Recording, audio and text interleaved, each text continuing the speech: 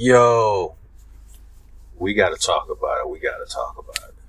I'm sure by now everybody has seen what you can try to describe as a football game yesterday. You could try to describe it as that, but that was a dumpster fire on wheels. The offense did nothing. Here and there, Caleb did show some signs, but he's a rookie. He's going to have ups and downs. It's going to happen. It's going to be a problem.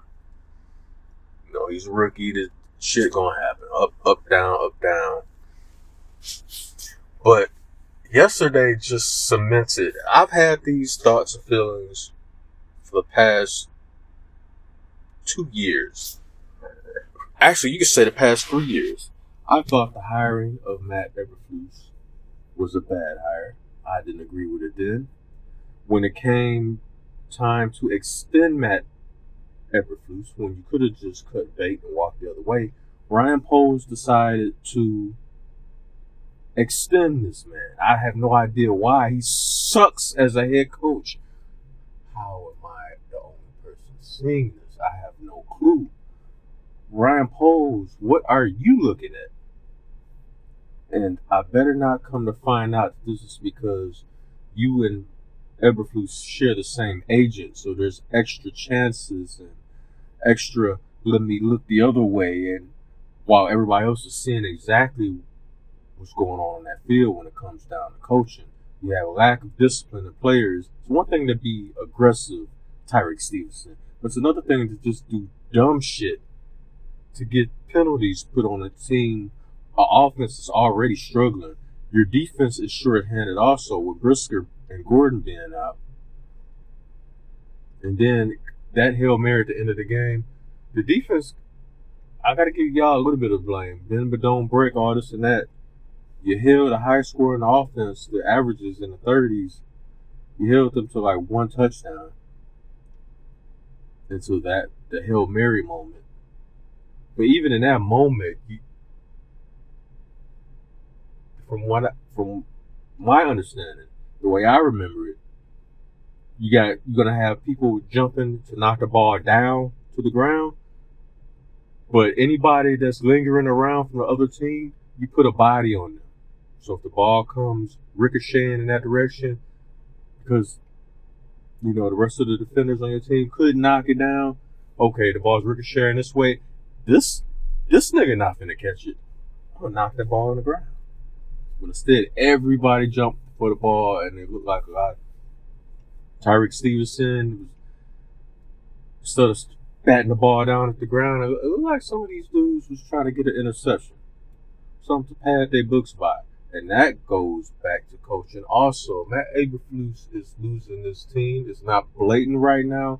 My personal opinion from the outside looking in is what's going to happen and how Matt Eberflus is losing the team, and in my opinion has lost it. It's going to start out as passive-aggressive nonsense, penalties to put the Bears in a bad situation, whether it's on defense or offense. With a ticky-tack personal fouls from Tyreek Stevenson, that cannot be accepted. But that's just the passive-aggressive element. That's what's going to display itself first. It's already starting to happen a little bit. You're starting to see it.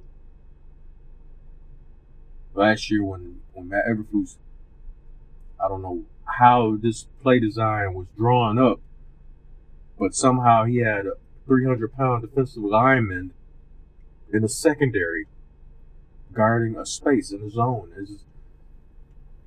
And players have mentioned this.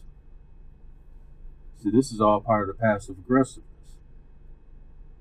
DJ Moore being angry and testy because Caleb Williams is missing throws. That was the perception that from the outside looking in. That's the easy go to label something like that. But maybe DJ Moore wasn't mad at Caleb Williams.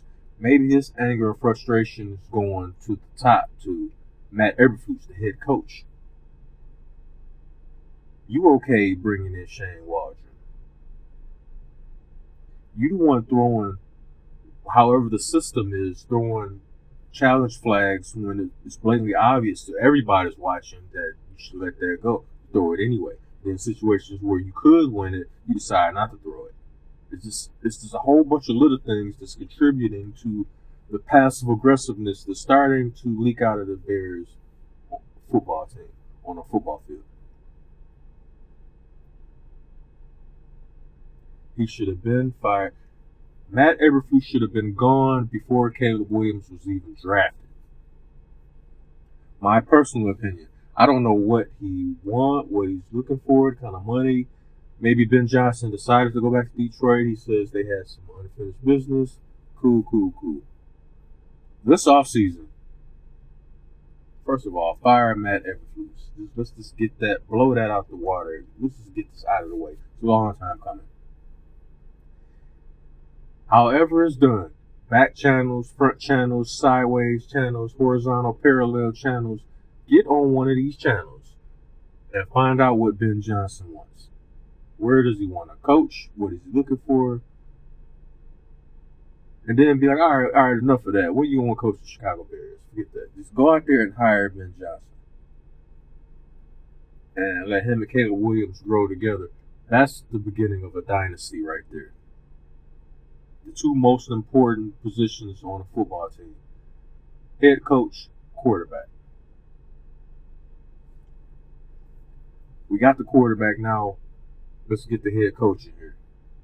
Because this is just, I mean, you just wave Velus Jones when everybody could blatantly see he can't play. He can't catch. He can't do anything. Why is he still on the team? And you held on as long as you could, even though everybody saw, like, man, this dude should have been gone.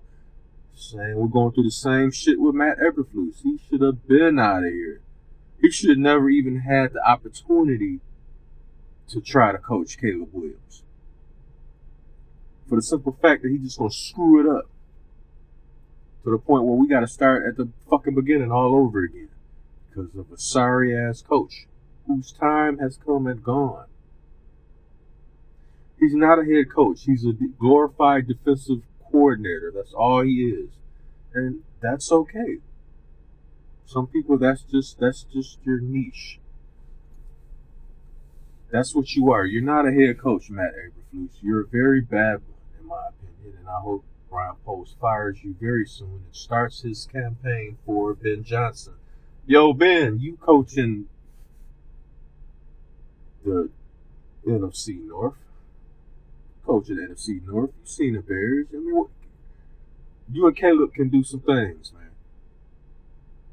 So, since I don't work for the Bears, I can't be accused of tampering, so I'll just put this out here myself. Ben Johnson, you need to be the head coach of the Chicago Bears.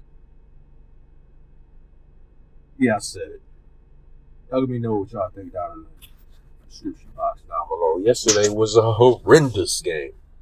And although the defense can bear some blame, Caleb Williams can bear some blame also. Matt Eberflus needs to be thrown all the way under the bus. The bus needs to roll forward, backward, sideways. However, over him repeatedly, because he is definitely not the coach to lead this team anywhere. But y'all, let me know what y'all think. I'm out.